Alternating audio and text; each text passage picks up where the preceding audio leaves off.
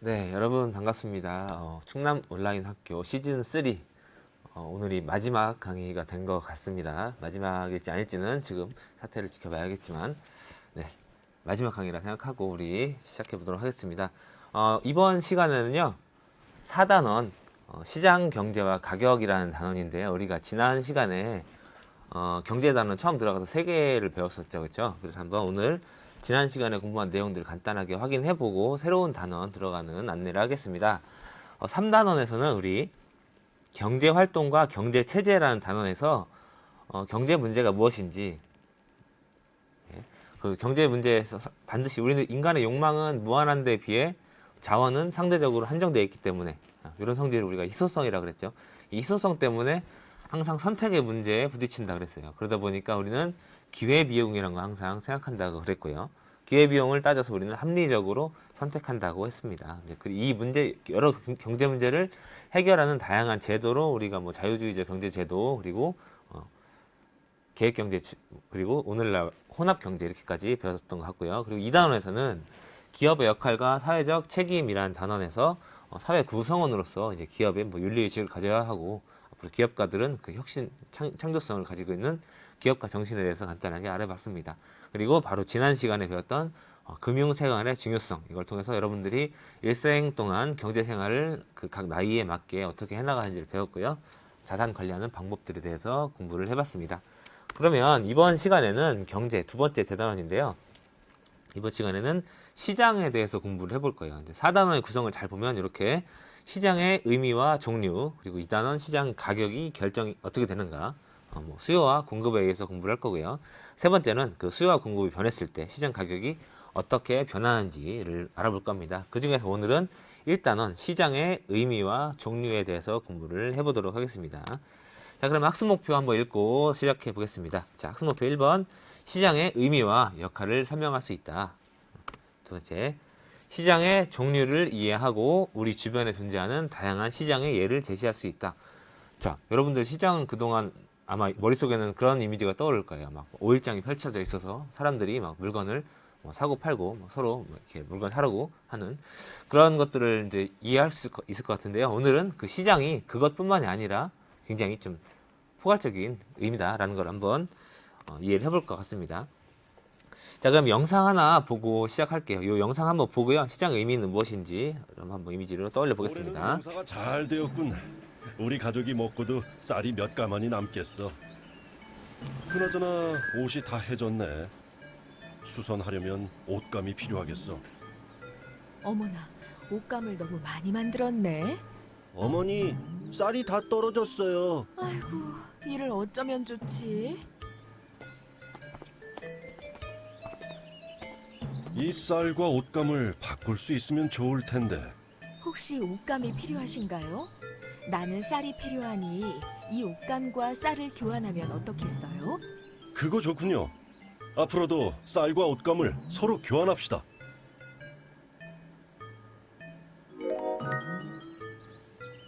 서로 교환하고 나서도 쌀과 옷감이 남았군요.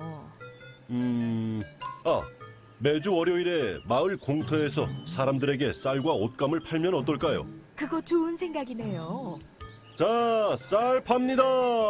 옷감 사세요, 옷감. 자, 영상을 한 편 보고 왔는데요. 영상에서 그 농부와 그 한 아주머니가 이제 옷감을, 농부가 파는 쌀과 아주머니가 파는 그 옷감이 거래되는 그 과정을 봤죠. 이걸 보면 시장의 의미 여러분들 어렴풋하게 이제 기억할 수 있을 것 같은데요. 이렇게 정의해 볼게요. 시장의 의미는 재화. 우리가 재화는 저번 시간에 이제 물건 그리고 서비스를 모두 포함하는 개념이라고 했죠. 이 재화를 구매하려는 사람과 판매하려는 사람이 자발적으로 만나서 거래를 하는 모든 곳을 말해요. 근데 여기서 주의할 거는 이 모든 곳이 그 물리적인 장소, 사람들이 얼굴을 마주치고 파는 모든 그 물리적인 장소뿐만 아니라 뭐 온라인에서 거래되는 것, 이런 걸 모두 포함하는 그런 플랫폼이라는 거 여러분들 이해하면 좋을 것 같습니다. 자, 그러면 시장의 발달 과정을 한번 여러분들이 그 직관적으로 한번 이해를 해볼게요. 그 이 아까 봤던 영상처럼 태초에 아주 원시적으로 우리가 태어나서 물건을 이제 필요한 물건들을 많이 소비해야 되겠죠, 그렇죠? 근데 모든 물건들을 다 내가 만들어서 써야 되는 이런 상황이 제일 처음 우리가 태어났던 원시 시대였을 거 아니에요, 그렇죠?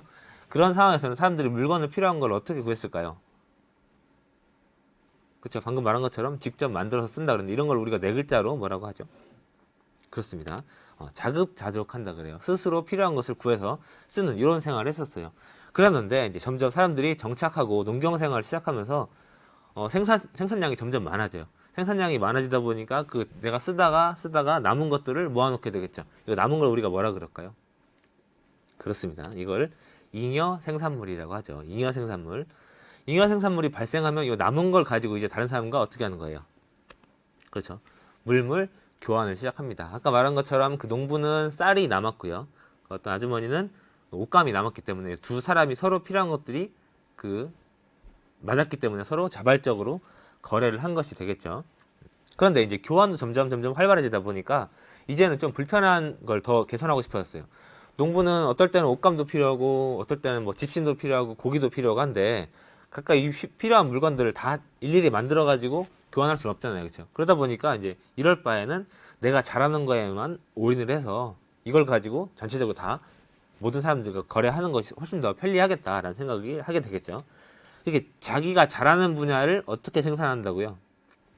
그렇습니다. 이렇게 집중적으로 생산한다고 하는데 이걸 조금 유식한 말로 특화한다 그러죠. 특화해서 생산하게 됩니다. 자, 그런데 이렇게 특화해서 생산한 걸 가지고서도 이제 사람들이 고민을 하는 거예요. 어떨 때는 빵을 원하는 사람이 고기를 원하는 사람과 서로 의사가 맞아야 교환이 되겠죠. 또는 이 고기를 원하는 사람도 빵을 원하는 사람과 의사가 합치가 돼야 거래를 할 건데 뭐 예를 들어서 고기를 원하는 사람이 빵이 필요한 게 아니라 뭐 옷감이 필요하고 이 옷감이 필요한 사람은 뭐 도끼가 필요하고 이렇게 사람들이 원하는 게 달라지다 보면 언제 내가 원하는 걸 찾아서 사람들을 매치해서 필요한 물건을 얻겠어요. 이게 굉장히 어려워졌겠죠. 그러다 보니 사람들이 무슨 생각을 한 거냐면 야, 우리 이렇게 필요한 거 일일이 찾아다니면서 구하는 것보다는 한 군데 모여서 이걸 거래하는 게 좋겠다 해서 효율적으로 교환하기 위해서 시간과 장소를 정해 모이는 곳이 이제 시장이 탄생한 것이 되겠죠. 자, 그렇게 시장이 점점 활발해지고 있었는데 이것도 뭔가 불편하기 시작한 거예요. 이제 결국 아직까지도 물물 교환 형태로 이제 거래를 하기 때문에 뭐 물건이 상할 수도 있고 가져가다 잃어버릴 수도 있고 이런 여러 가지 문제들이 발생하게 되겠죠. 그게 점점 거래를 불편하게 하다 보니 사람들이 거래를 하기 좀 필요한 어떤 객관적인 척도가 있으면 좋겠다라고 생각해서 출현한 것이 바로 화폐가 되겠습니다. 이제 화폐는 물건과 다르게 저장이 가능합니다. 보관해둘 수가 있어요. 그리고 화폐는 들고 다니기가 편리하죠. 휴대가 편리하고요. 그리고 가치를 객관적으로 표시할 수가 있어요. 자, 앞에서 우리가 빵이 필요한 사람이 고기를 필요한 사람과 거래를 한다고 했을 때 뭐 빵 5개가 고기 한 덩어리 이렇게 표시할 수가 있겠죠. 근데 뭐 빵 한 덩어리는 뭐 옷감 뭐 한 두루마리 이렇게 하다 보면 재화를 측정하는 단위들이 점점 다양해지고 복잡해지다 보니까 사람들이 거래하기가 불편하겠죠. 그럴 바엔 차라리 뭐 엽전 한 양, 뭐 엽전 2냥 이렇게 객관적으로 표시해 두는 것이 필요하다 그런 생각을 해서 이제 화폐가 만들어지게 됐습니다. 자, 그럼 화폐에 대해서 우리가 간단하게 한 번만 더 알아보도록 할게요. 간단하진 않습니다. 자, 한번 볼게요. 화폐가 굉장히 중요해요. 시장에서 거래되는 가장 핵심이 화폐이기 때문에. 자, 화폐는 이렇게 발달했습니다. 자, 여러분 이제 편안하게 한번 들어볼게요. 예전에는 물품을 가지고 거래했어요. 그리고 아까 자급자족 경제에서 물물 교환한다 그랬죠. 그 대표적인 게 모든 사람들한테 가치 있게 쓰이는 것이 바로 꼭 먹어야 되는 쌀, 소금 이런 거였는데 이건 문제가 있습니다. 이걸 가지고 화폐로 쓰려면 이런 문제가 발생해요. 쌀을 가지고 시장에 갔는데 사야 되는 물건들이 많아지면 그 쌀 엄청나게 많이 들고 가야 되겠죠. 그렇죠? 요 쌀과 소금 같은 경우는 보관하기가 굉장히 어렵고요. 운반하기가 어려워요. 예를 들어서 뭐 소금 가지고 걸 잔뜩 시장에 거래하려고 가져가는데 가다가 비가 오거나 그랬을 경우 소금 다 녹아버릴 거 아니에요. 그렇죠? 보관과 운반이 어려운 문제가 발생합니다. 요래서 사람들이 생각을 바꿨죠. 이제 금속 화폐로 뭐 금이나 동전 같은 걸 만들어서 화폐로 쓰기 시작했습니다. 자, 이거는 뭐 문제가 없을까요? 그렇습니다. 대답 잘했는데요. 너무 무거워요. 이 금, 동전 이걸 가지고 낑낑거리면서 이제 들고 다니기에는 너무 무겁다. 그리고 화폐 수요를 공급이 따라가지 못해. 자, 이게 무슨 말이냐면 동전이 필요한 사람들이 굉장히 많은데 필요하다고 해서 동전이 바로바로 나올까요? 이 동전은 국가에서 찍어내야 되겠죠. 이거 필요할 때마다 바로바로 찍어내기가 굉장히 어렵다는 거예요. 옛날 동전 같은 경우 뭐 굴이나 주석을 뭐 합금해서 만들기도 하고요. 뭐 금덩이를 가지고 쓰기도 하는데 이런 거를 이제 만들어내기가 어렵고, 또 한 가지 약간 좀 TMI 좀 복잡한 내용들이긴 한데, 여러분 혹시 그레샴의 법칙이라고 들어봤습니까? 그레샴의 법칙이 뭐냐면 뭐 대표적으로 악화가 양화를 구축한다 뭐 이런 얘기인데, 구축한다는 건 이제 밀어낸다는 얘기예요. 악화 나쁜 게 양화 좋은 거를 밀어낸다는 건데요. 예전에 이 금속 화폐를 가지고 거래했을 때 이런 일도 있었대요. 그 금 조각 있죠? 금 화폐. 금 화폐를 이제 취급한 사람들이 그걸 막 긁어가지고 금가루 같은 걸 이제 따로 이렇게 뒤로 챙겨 놓는 거예요. 그러다 보니까 시장에는 실제로 그 금 화폐 하나만의 가치 있는 동전이 유통되는 게 아니라 그것보다 실제로 떨어지는 그런 화폐들만 유통되는 그런 안 좋은 현상도 벌어지기도 했었던 거죠. 이런 게 바로 금속 화폐의 문제였어요. 이러다 보니까 이제 사람들이 좀 간단한 방법을 찾게 됐습니다. 그래서 등장한 게 지폐입니다. 지폐. 지폐는 금이나 동전보다 저비용으로 생산할 수 있어요. 그러니까 종이에다가 뭐 찍어내기만 하면 되는 거니까. 그리고 공급량 조절도 쉽게 할 수 있습니다. 동전보다 만들기가 훨씬 쉬우니까. 자, 근데 이거는 또 문제가 없을까요? 그렇습니다. 여러분, 지폐 그 자체로는 아무 가치가 없는 그냥 종이 쪼가리에 불과해요. 이거를 정부나 교환해준다는 사람들이 보장해줬을 때가 막 의미가 있는 거죠. 그렇죠? 그렇기 때문에 이 지폐에 대해서도 어떤 문제가 생겨나기 시작했었고요. 이제 점점 시대가 변화하면서 사람들이 이제 신용 거래를 많이 하게 되는데요. 여러분들 막 신용카드 같은 거, 체크카드 들고 다니죠. 이런 걸 물리적인 카드를 가지고 거래하는 그런 형태로 바뀌기도 했었고요. 최근에는 이것까지도 자주 분실도 하고 잃어버리기도 하고 뭐 챙기기도 어렵고 하니까 이제 휴대폰 가지고 그 땡땡 페이 같은 거 있죠. 여러 가지 페이. 이런 전자화폐까지 등장하고 있습니다. 자, 이런 화폐 같은 걸 보면 화폐는 결과적으로 요약해 보면 우리가 교환하는 매개 수단의 역할도 하고요. 그리고 이 화폐가 그 계산의 가치의 척도가 되기도 하고요. 그리고 화폐를 지불함으로써 거래가 끝나죠. 그렇죠? 지불 수단이 되기도 하고요. 그리고 4번 잘 보면 가치를 저장하는 수단이 되기도 해요. 예전에 사람들이 이제 화폐가 굉장히 좀 가치 있는 거다라는 걸 인식을 하기 시작하면서 이걸 가지고 내가 필요할 때 언제든지 쓸 수 있으니까 필요 없을 때 이걸 당장 내 방 장롱에다 이제 쌓아놓는 거죠. 쌓아놓다 보면 소비가 줄어들게 되고요. 그렇죠? 뭐 저축이 늘어나게 되고 이런 이 시장의 화폐가 덜 돌게 되고요. 이 가치 저장 수단 이런 걸 통해서 시장에도 궁극적으로 영향을 주기도 하는 게 이제 화폐였습니다. 자, 우리가 앞에서 시장이 어떻게 발생했는지 그리고 시장의 발생에 관련된 큰 역할을 했던 화폐까지 알아봤는데요. 그럼 우리가 첫 번째 학습 목표가 시장의 발생과 역할이었잖아요. 그죠? 그럼 시장 역할 한번 여러분들과 요약해 보겠습니다. 시장은 수요자, 물건을 살려는 사람, 공급자, 팔려는 사람들이 만나는 연결해주는 지점이 되기도 하고요. 시장을 통해서 사람들이 내가 필요한 물건을 막 찾아다니면서 발생하는 그런 거래 비용들을 줄여주고요. 그리고 시장에서 객관적으로 상품의 정보를 제공해주기도 하고요. 시장에서 이제 막 교환과 분업이 촉진되다 보면 사회 전체적으로 생산량도 늘어나게 되는 그런 현상을 갖게 되겠죠. 자, 그럼 이제 두 번째 학습 목표로 가겠습니다. 이제 시장의 종류인데요. 이 그림 여러분들 기억나죠? 우리가 저번 시간이었나요? 시장 경제단은 처음 들어갈 때 경제 주체를 보면서 가계, 기업, 정부의 역할들을 봤었는데요. 그 위에 시장의 종류 파란색으로 표시한 거랑 빨간색으로 표시한 걸 한번 잘 볼게요. 이제 파란색은 뭐냐면, 자, 이렇게 볼게요. 우리는 필요한 물건들을 소비하려고 그러죠. 소비하려면 그 물건이 있어야 돼요. 그렇죠? 우리가 필요해서 소비하려고 하는 이 물건들을 뭐라고 했어요? 재화라고 했죠. 재화. 그리고 서비스. 이런 것들을 우리가 생산물이라고 그래요. 우리가 거래하는 대상. 이 생산물을 만들려면 필요한 게 뭐예요? 그래서 공급자가 이걸 찍어내야 되겠죠. 이 공급자는 생산 요소를 가지고 생산물을 만들어야 돼요. 생산 요소는 크게 우리가 3개 정도로 요약해 보자고 했었습니다. 우리가 자연에서 채굴할 수 있는 것, 천연 자원. 대표적인 게 우리가 토지라고 하기로 했죠. 그리고 사람을 고용해야 돼요. 인력 자원, 노동이라고 표현하기로 했고요. 세 번째로는 이것들을 쓰는데 필요한 여러 가지 자본들. 이거 자본 3가지로 우리가 생산 요소를 대표한다 그랬습니다. 거기에 우리가 지난 시간에 기업가 정신도 추가하자 그랬죠. 어쨌든 자, 생산물과 생산 요소 시장을 통해서 우리가 소비하려고 하는 물건들이 만들어져요. 근데 이게 물건이 서로 오가려면 그때 필요한 매개가 되는 게 방금 알아봤던 화폐, 돈이 되겠죠. 자, 시장은 이렇게 생산물, 생산 요소, 화폐 이런 것들로 이루어져 있습니다. 자, 그러면 시장의 종류 한번 나눠볼게요. 자, 굉장히 복잡하게 여러 가지가 나와 있는데 다 암기하지 않아도 좋아요. 여러분들 머릿속으로 그냥 이해하고 지나가도 좋습니다. 이렇게 분류할 수 있다는 얘기예요. 자, 분류 기준에 따라 시장을 나눠보면 첫 번째로는 거래 대상에 따라서 우리가 생산물 시장과 생산 요소 시장으로 구분해 보자 그랬죠. 생산물 시장은 우리 그래요. 재화와 서비스가 거래되는 시장이고요.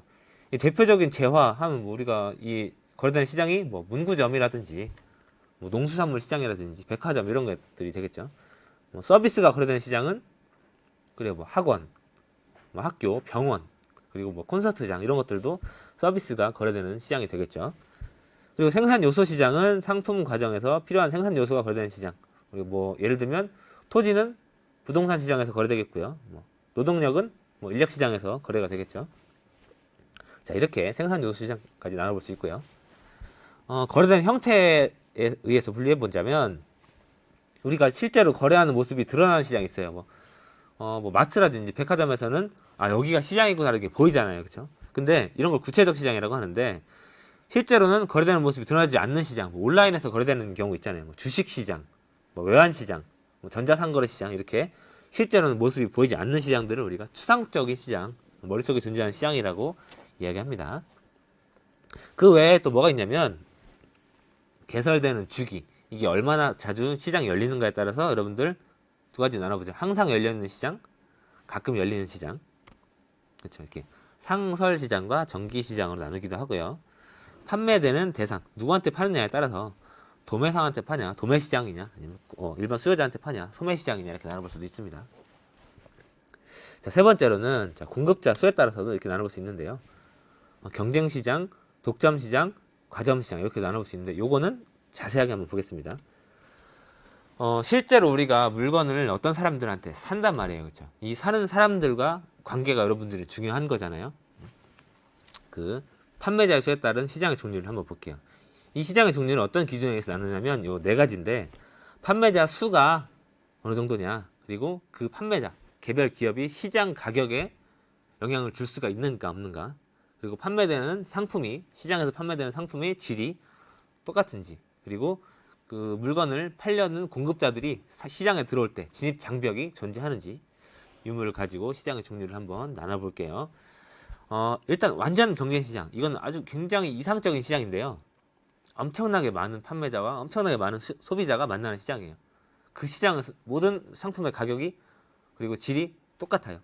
그리고 시장의 판매자는 물론이고 소비자까지 그 상품의 가격과 질에 대한 정보를 완벽하게 가지고 있어요. 누구든지 장사하러 들어올 수 있고요. 자, 이런 거예요. 예를 들면 뭐 쌀을 살려는 소비자가 있고 쌀을 판매하는 수많은 공급자가 있는데 A라는 공급자한테 제가 쌀을 10만 원에 살려고 합니다. 근데 10만 원이 좀 마음에 들지 않아요. 근데 옆에서 보니까 99,900원에 파는 사람이 있어요. 1원이라도 내 마음에 드는 사람이 있다는 거를 가격이 내려가는 순간 알아버려요. 그래서 저는 이 갑이 A라는 사람이 아니라 B라는 사람한테 물건을 사겠죠. 근데 이때 선생님뿐만 아니라 다른 모든 수요자가 저 사람이 1원 더 싸게 파는구나라고 확 몰린단 말이에요. 이렇게 이상적으로 존재하는 완전 경쟁시장이 있습니다. 자, 두 번째로는 좀 우리가 많이 볼 수 있는 건데 독점시장이라는 거예요. 독점시장은 판매자가 한 명밖에 없어요. 한 명밖에 없기 때문에 이 판매자가 물건을 팔고 싶은 가격과 수량을 다 정해버리겠죠. 이 판매자가 시장의 가격을 결정하는 가격 결정자가 됩니다. 그렇기 때문에 이거는 회원제로 유지하는 그런 클럽이나 그런 경우에는 가격 차별 더 가지고요. 이 가격이라도 들어올 사람은 들어와. 그리고 이 가격이 마음에 들지 않으면 서비스를 적게 제공할 거야. 이렇게 가격을 차별할 수 있는 그런 막강한 권한을 가지고 있고요. 독점이기 때문에 새로운 기업들이 들어오기에 굉장히 장벽이 높습니다. 초기 비용이 많이 들어간다거나 엄청난 기술이 필요하거나. 자, 요거는 좀 비슷한 형태로 이제 과점 시장이라는 게 있는데요. 과점 시장은 독점이랑은 비슷한데요. 판매자가 한 명은 아니고 소수예요, 소수. 그러다 보니까 자기들 경쟁이 굉장히 치열합니다. 이 경쟁은 가격으로도 할 수 있지만 차별화된 상품과 서비스로도 할 수 있어요. 대표적인 게 뭐냐면 그 이동통신사 있죠, 우리나라. 이동통신사 보면 대표적인 게 3개 정도 있잖아요. 그렇죠? 이런 것들이 바로 과점 시장이 되겠죠. 이거 하려면 새로운 공급자가 저 장사해볼까 하고 쉽게 들어올 수가 없어요. 마찬가지로 진입 장벽이 굉장히 높은 편입니다. 자, 그러면 이제 거의 끝났습니다. 자, 우리가 앞에서 시장의 역할, 시장의 종류들 알아봤는데요. 이제 시력 숙수 문제 요거 하나 문제를 풀어보고 오늘 시간 마무리하도록 할게요. 자, 문제 갑니다. 자, 주식은 자본이죠. 생산 요소 시장입니다. 백화점, 그렇죠. 생산물 시장이고요. 취업 박람회, 인력 시장이죠. 생산 요소 시장이고요. 토지, 생산 자원이죠. 생산 요소 시장. 마트에서 식료품 구매했다. 식료품 물건이니까 생산물 시장이고요. 영화관, 영화는 서비스죠. 그러니까 생산물 시장이 되겠습니다. 가수의 공연, 서비스죠. 생산물 시장이 되겠습니다. 자, 시장의 종류, 굉장히 다양한 종류 여러분들이 구분해 봤어요. 자, 별로 어렵지 않았죠? 다음 시간에는 이 시장에서 그 가격이 어떻게 결정되는지 수요와 공급에 대해서 한번 알아보도록 할 거고요. 오늘 과제 여러분들 오늘 선생님이 올려놨던 그 개념들 한번 찾아보면서 정리하면서 시장의 개념 한번 머릿속으로 다시 한번 떠올려 보도록 하겠습니다. 자, 오늘의 명언 읽고 마무리하도록 하겠습니다. 중요한 것은 어떻게 시작했는지가 아니라 어떻게 끝내는가이다 입니다. 선생님 이 온라인 클래스 어서 충남 온라인 학교 시즌2를 처음 들어왔을 때가 이제 생각이 나요. 그때 뭐 굉장히 떨려서 여러분들 댓글이 어떻게 올라오는지도 보이지도 않았었는데 점점 익숙해지고 뭐 진짜 교실에서 여러분들이랑 소통하는 것 같이 이제 익숙해지고 있었습니다. 이제 그 처음에 그 어설프고 지금도 물론 어설프지만 어설펐던 그런 시절보다 지금 점점 발전해 나가는 그 끝을 보고 선생님 항상 다음 주는 수업을 더 잘할 거야. 다음 주는 더 재밌게 할 거야. 이렇게 기대를 가지고 있었는데요. 여러분들도 그래요. 시작할 때 마음은 굉장히 막 다부지게 먹지만 사실 끝까지 하기가 힘들단 말이에요. 그렇죠? 지금 온라인 학교도 어느덧 시즌3가 이제 마무리가 됐는데 여러분들 이거는 이제 끝이 나는 게 아니라요. 온라인 학교는 끝이 나지만 여러분들 학교에 가서 다시 공부를 새롭게 시작해야 되잖아요. 그것도 항상 마무리를 잘 짓는 그런 친구들이 됐으면 좋겠습니다. 코로나 이 사태가 더 길어지지 않았으면 좋겠어요. 오늘이 정말 여러분과 만나면 아쉽지만 좀 마지막이 되기를 바라면서 그동안 사회 시간 열심히 공부해줘서 고맙고요. 우리는 이제 학교에서 오프라인에서 보도록 하겠습니다. 수고 많았고요. 건강하게 열심히 공부하는 학생들이 되길 바라겠습니다. 자.